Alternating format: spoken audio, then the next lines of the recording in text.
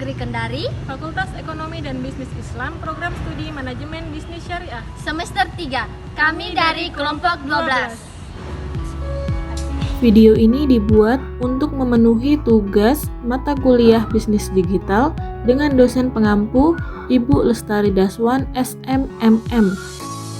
Kami dari kelompok 12 yang terdiri dari 4 anggota kelompok yang masing-masing bekerja sama dalam memenuhi tugas dengan 6 poin materi, yaitu yang pertama pengertian pemasaran digital, yang kedua strategi pemasaran digital, yang ketiga menyusun strategi pemasaran digital, yang keempat populer taktik strategi pemasaran digital, yang kelima pengaplikasian pemasaran digital, dan yang keenam ROI pemasaran digital.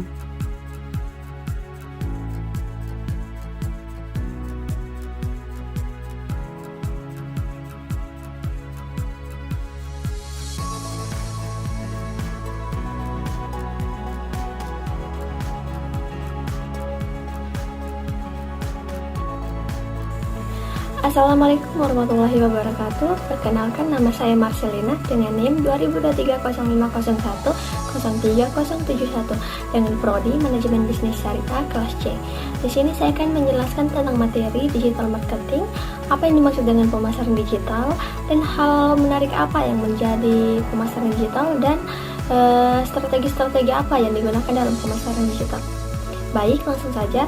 Digital marketing. Digital marketing ini terdapat 9 faktor atau 9 komponen yang membantu dalam perjalanannya digital marketing. Yang pertama itu ada branding, yaitu berupa brand atau merek dari produk tersendiri.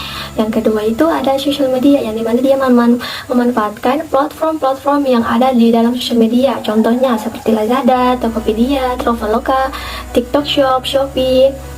Yang kedua itu konten marketing, di mana dia membuat konten-konten guna untuk mempromosikan atau memberitahu kepada orang-orang bahwa terdapat mengenai manfaat dari suatu produknya, atau bahkan memberitahu promosi-promosi yang ada. Nah, yang keempat itu ada email marketing, yaitu di mana kita menjangkau konsumen secara langsung,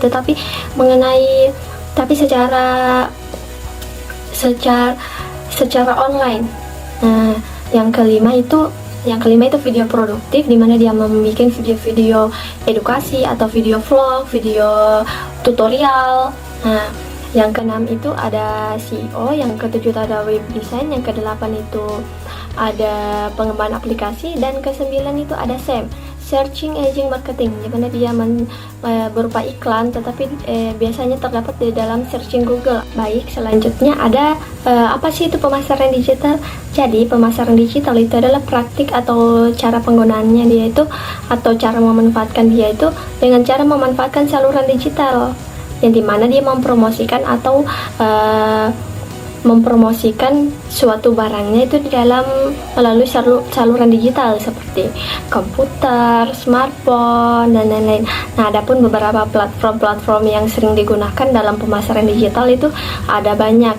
Yang sering kita ketahui itu yang pertama itu ada Traveloka, Lazada, Shopee, TikTok Shop, dan masih banyak lagi. Nah, yang ketiga itu ada strategi-strategi apa yang digunakan dalam pemasaran digital. Jadi dalam strategi ini ada banyak. Yang pertama itu content marketing. Nah, kenapa ini menjadi strategi dalam pemasaran digital?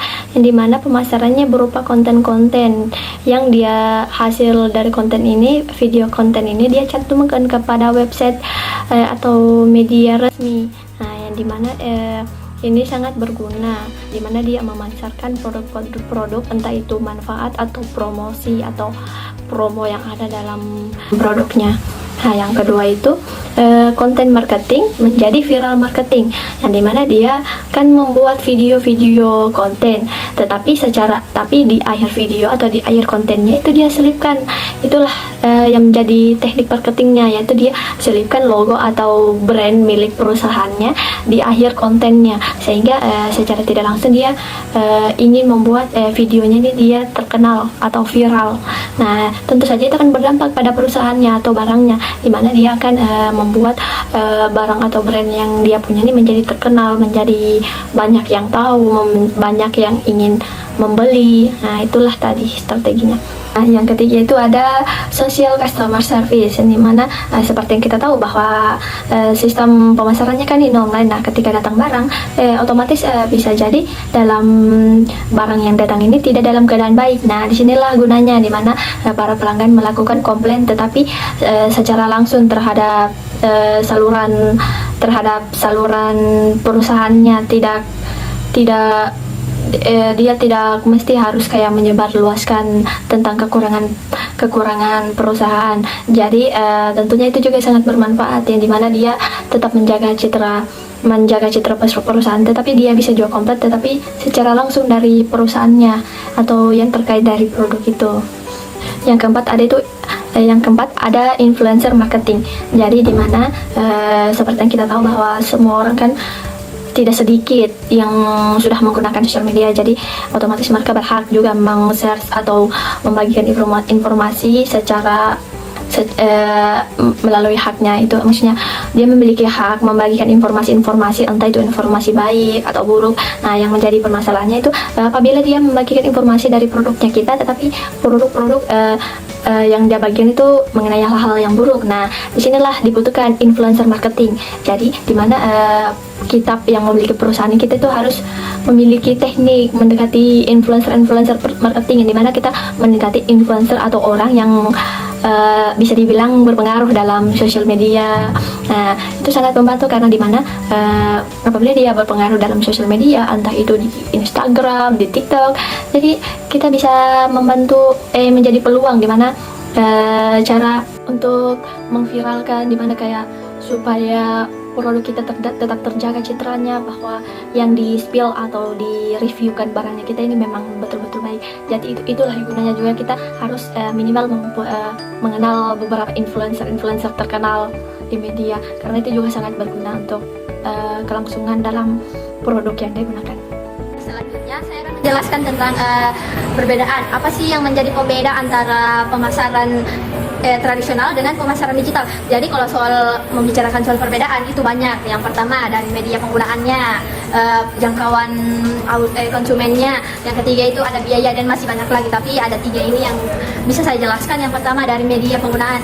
Jadi kalau di media penggunaan yang digunakan dalam pemasaran tradisional, dia itu menggunakan media cetak seperti majalah, koran, radio, televisi. Sedangkan media penggunaan di pemasaran digital itu dia melalui media sosial atau website yang umum atau website yang sudah resmi. Jadi tidak ada keterbatasan. Sedangkan di jangkauan konsumennya, kalau jangkauan konsumennya dia kalau di pemasaran tradisional itu jangkauannya hanya terbatas atau jangkauannya itu terbatas. Bisa jadi terbatas antara global atau antara kota dengan kota. Sedangkan kalau jangkauannya konsumen terhadap pemasaran digital, dia itu mengglobal atau tidak ada tanpa batasan, yaitu melalui sosial media di mana dia mengupload itu semuanya bisa dilihat. Maksudnya semua orang bisa melihat tanpa ada keterbatasan. Jadi dia berlakunya secara mengglobal. Nah, sedangkan di biaya itu sudah jelas bahwa pembiayanya juga beda, yang dimana pemasaran tradisional dia itu pembiayanya cukup banyak, yang dimana dia menyewa iklan atau menyewa TV untuk dia mensponsorkan iklannya atau dia mensponsorkan produknya, itu perlu biaya. Sedangkan di bisnis digital pembiayaannya itu dia cuman hanya soal bisa dibilang sedikit, karena penyaluran barangnya atau mempromosikan barangnya dia itu melalui website yang pasti ada yang gratis, tapi memang ada juga yang berbayar, tapi tidak seberapa. Jadi secara umumnya bisa disimpulkan bahwa pemasaran digital dia ini menawarkan lebih banyak menawarkan yang fleksibel atau lebih banyak dan akurat. Sedangkan pemasaran tradisional dia hanya sedikit menawarkan terhadap konsumen, yang maksudnya dia hanya bertujuan kepada orang-orang yang tidak selalu online. Menyusun strategi pemasaran digital. Setiap kegiatan dengan tujuan akhir harus memiliki cetak biru, di mana diikuti oleh orang dalam organisasi. Dalam pemasaran digital tidak ada pendekatan tunggal yang definitif, namun setiap bisnis harus membuat platform sendiri. Tetapi ada panduan dalam menyusun strategi pemasaran digital dengan pertanyaan-pertanyaan. Contoh pertanyaan, apa yang ditawarkan perusahaan dan apa yang ditawarkan. Ada beberapa langkah-langkah dalam menyusun strategi pemasaran digital. Yang pertama itu konteks. Konteks ini mengacu kepada pertanyaan-pertanyaan seperti bagaimana konteks yang ditetapkan bisa berakibat di masa depan. Yang kedua itu pertukaran nilai. Setelah melihat situasi pasar, langkah kedua adalah memeriksa nilai proporsi atau janji yang diberikan. Dengan kata lain, apa yang menjadi nilai keunikan pada perusahaan yang dapat menambahkan pasar dari nilai proporsi yang diberikan. Hal ini penting untuk mengidentifikasi nilai pendukung tambahan terhadap merek yang unik untuk lengkap digital. Yang ketiga itu tujuan. Ketika menerapkan tujuan pemasaran digital ada 4 ekstrem kunci untuk dipertimbangkan. Yang pertama itu tujuan, yang kedua itu taktik, yang ketiga itu indikator kinerja utama atau bisa dibilang KPI, yang keempat itu target atau tujuan. Tujuan adalah hal penting pada setiap usaha pemasaran. Tanpa bagian ini strategi tidak akan memiliki arah, tujuan akhir dan tidak ada kondisi menang. Sangat penting untuk dapat mengambil langkah mundur atau refleksi dan bertanya mengapa harus dilakukan semua ini, apa tujuan, arah, dan hasil yang kita harapkan. Sebuah tujuan yang smart. Spesifik tujuan harus jadi dan detail daripada ambigu. Marketable. Tujuan harus bisa diukur sehingga bisa tahu hasil yang diinginkan. Answerable. Tujuan harus menjadi sesuatu yang mungkin bisa untuk dicapai berdasarkan sumber daya yang tersedia. Realistic. Tujuan yang harus didasarkan data dan tren saat ini. Jangan memikirkan lebih daripada yang bisa didapat. Trend-band. Terakhir, tujuan harus mempunyai waktu batasan tarik. Tujuan tidak sama dengan taktik. Taktik lebih ke arah perspektif atau cara mendekati tujuan. Sebagai contoh, halaman Facebook atau implementasi CRM. Sebagaimana sebuah strategi menjadi lebih kreatif yang sama titik biasanya sering berubah, namun tujuan harus tetap sama. Contoh smart objektif yaitu menaikkan penjualan melalui from commerce sebanyak 100% dalam waktu 6 bulan. Taktik iklan pencarian halaman. Assalamualaikum warahmatullahi wabarakatuh. Saya Siti Soleha dengan NIM 2023 0501 03093. Di sini saya akan menjelaskan materi mengenai taktik strategi pemasaran digital dan juga pengaplikasian pemasaran digital. Populer taktik strategi pemasaran digital. Nah, ada 7 taktik populer yang digunakan dalam strategi pemasaran digital. Yang pertama ada SEO, yaitu Search Engine Optimization. SEO ini merupakan proses untuk mengoptimalkan website agar mendapat peringkat yang lebih tinggi dari halaman hasil mesin pencari. SEO ini melayani ketika orang memasukkan istilah pencarian yang relevan dengan produk ataupun jasa, sehingga memungkinkan pengguna internet secara lebih mudah menemukan dan mengakses situs web perusahaan saat mereka mencari produk dan juga jasa. Yang kedua ada iklan pencarian. Dalam iklan pencarian, jenis iklan digital yang muncul di halaman hasil pencarian mesin pencari pada saat pengguna mengetikkan kata kunci. Jadi dalam iklan pencarian terdapat penjualan, retensi pelanggan, dan juga akuisisi, di mana pengiklan membayar ketika seseorang mengklik iklan mereka. Dan iklan pencarian ini bisa dibuat menggunakan Google Ads. Yang ketiga ada iklan online. Iklan online ini meliputi periklanan di semua bidang internet, bisa melalui email, jaringan sosial, dan juga perangkat mobile serta website ataupun blog. Tujuan dari iklan online ini untuk meningkatkan brand dan juga merek. Yang keempat ada pemasaran video. Dalam pemasaran video melibatkan dalam menciptakan konten video, memperkenalkan merek, retensi pelanggan, dan juga pembuatan nilai, karena biasanya iklan melalui video ini sangat menarik perhatian sekaligus dapat menjelaskan informasi yang dibutuhkan oleh konsumen. Yang kelima ada afiliasi pemasaran. Afiliasi pemasaran merupakan suatu sistem penghargaan di mana referrer diberikan biaya vendor untuk setiap referralnya.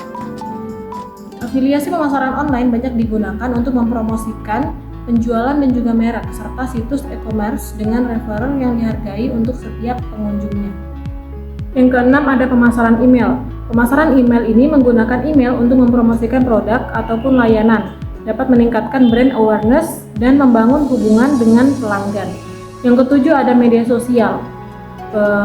Pada media sosial, pemasaran dalam platform media sosial bisa dilakukan dalam bentuk teks, visual, dan juga audio untuk membangun merek mereka. Pengaplikasian pemasaran digital. Yang pertama ada pemasaran digital dan pemanfaatan media sosial di UMKM. Yang kedua ada komunikasi satu arah atau one way channel seperti website dan juga email. Yang ketiga ada komunikasi dua arah, two way channel seperti media sosial. Assalamualaikum warahmatullahi wabarakatuh. Perkenalkan saya Delvianti Febrianti dengan NIM 202301010387. Di sini saya akan menjelaskan materi selanjutnya yaitu ROI pemasaran digital. Yang pertama email marketing. Pekerjaan digital marketing adalah pekerjaan seorang pemasar di masa depan.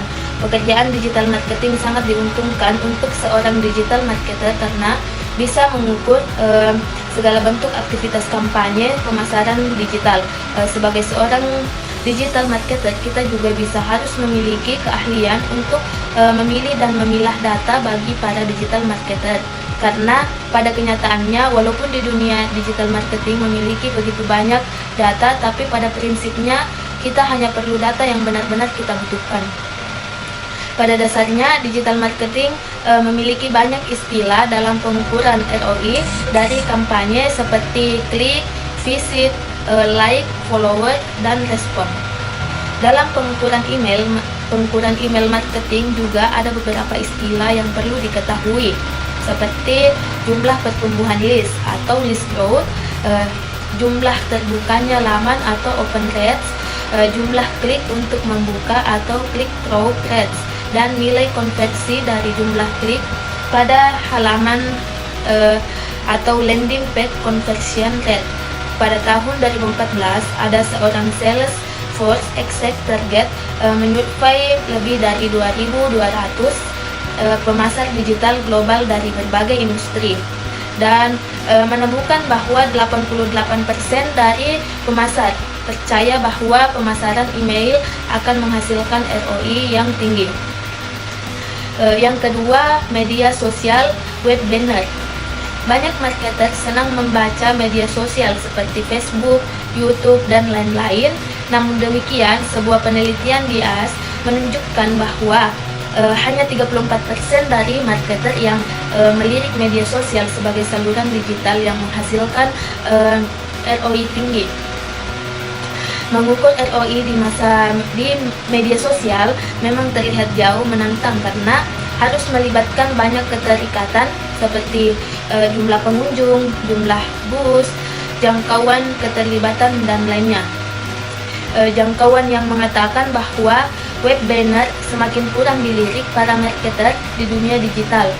Hal ini dikarenakan web banner sering dianggap mengganggu oleh pembaca. Namun demikian, unsur gangguan ini bisa dikurangi dengan membuat iklan banner yang menarik dan interaktif. Sasaran yang diinginkan oleh para pemasang web banner umumnya adalah audiens yang mengklik iklan tersebut. Oleh karenanya banyak media yang menawarkan program pay per click di mana pengiklan hanya dikenal biaya jika iklan banner diklik oleh audiens. Selanjutnya yang ketiga, website. Ketika berkampanye melalui website, maka kita memiliki beberapa harapan terbesar, yaitu seberapa banyak pengunjung dari web atau traffic, seberapa banyak halaman web yang mereka masuki, jumlah download, sampai seberapa besar tingkat penjualan yang terjadi setelah mereka masuk ke website. beberapa alat analisis juga dapat dipergunakan seperti Google Analytics dan Alexa, beberapa konsultan digital yang menawarkan cara-cara dan taktik agar website bisa meraih ranking yang tinggi atau berada di urutan teratas mesin pencari. Karena terkadang ada beberapa kampanye yang membuat website berada di urutan teratas, namun manipulasi dalam program web, jumlah backlink, dan hal-hal lain yang membutuhkan programmer.